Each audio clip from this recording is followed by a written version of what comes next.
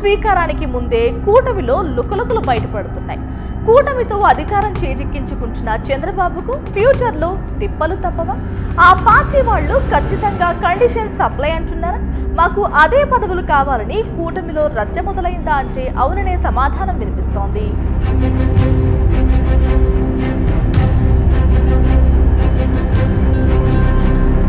మరో 2 రోజుల్లో రాష్ట్ర ముఖ్యమంత్రిగా చంద్రబాబు నాయుడు ప్రమాణం చేయబోతున్నారు.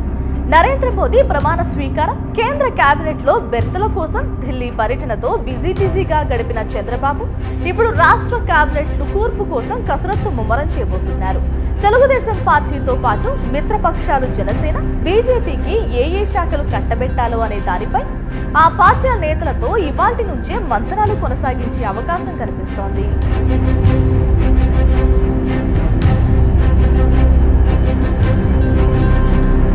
అయితే ప్రధాన మిత్రపక్షం జనసేన 4 మంత్రి పదవులకు తగ్గకూడదనే కండిషన్ పెట్టినట్లు తెలుస్తోంది. అంతేకాకుండా ఆ పార్టీ అధినేత పవన్ కళ్యాణ్ ఉప ముఖ్యమంత్రి పదవి కోసం పట్టుబడుతున్నట్లు సమాచారం. డిప్యూటీ సీఎం పదవితో పాటు 4 మంత్రి పదవులు ఇవ్వాలన్నది పవన్ ప్రధాన డిమాండ్ గా తెలుస్తోంది. జనసేన కూటమిలో సీనియర్ ఎమ్మెల్యేలు పోటీ పడుతున్నారు. నాదెండ్ల మనోహర్, పులవర్తి అంజిబాబు, మండలి బుద్ధప్రసాద్, కొనతాల రామకృష్ణ, కందుల దుర్గేష్, బొమ్మిడి నాయకర్, అరుణ్ శ్రీనివాసులు, పంచకర్ల రమేష్, వరప్రసాద్లు మంత్రి పదవుల రేసులో ప్రధానంగా ఉన్నట్లు సమాచారం. ఇక మరోవైపు చిరు, నాగబాబుతో పవన్ కు సిఫార్సులు వెళ్తున్నట్లు తెలుస్తోంది. ఈ ఊహాగానాల లెక్కన జనసేనలో పవన్ తో పాటు 3కి మంత్రులుగా అవకాశం దక్కబోతుందట.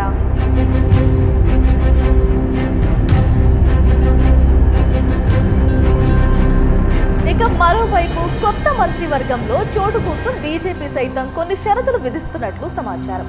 కేంద్రంలో ఎన్డీఏ ప్రభుత్వం టీడీపీ 2 కేబినెట్ పోస్టులు ఇచ్చింది బీజేపీ. అలాగే ఇక్కడ అదే ఫార్ములా పాటించాలని టీడీపీ అధినేతను కోరినట్లు సమాచారం. దీంతో బీజేపీ 2 మంత్రి పదవులు దక్కే అవకాశం కనిపిస్తోంది. బీజేపీ తరపున బీసీ కోటాలో ధర్మవరం ఎమ్మెల్యే సత్యకుమార్ కు అవకాశం దక్కవచ్చని అంటున్నారు. ఇక మరో మంత్రి పదవి కోసం తీవ్ర పోటీ తప్పదనే చర్చ కూడా ఉంది. సుజనా చౌదరి, కామినేని శ్రీనివాసులలో ఎవరికో ఒక్కరికే ఛాన్స్ దక్కే అవకాశాలు కనిపిస్తున్నాయి. ఇక మరోవైపు ఆదోని ఎమ్మెల్యే పార్థసారథి, ఆది నారాయణ రెడ్డిలు సైతం ఈ రేసులో ఉన్నట్లు తెలుస్తోంది.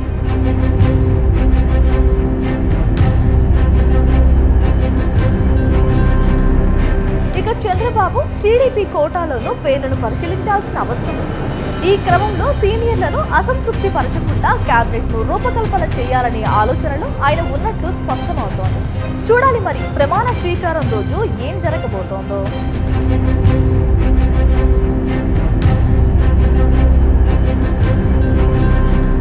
Please subscribe .news.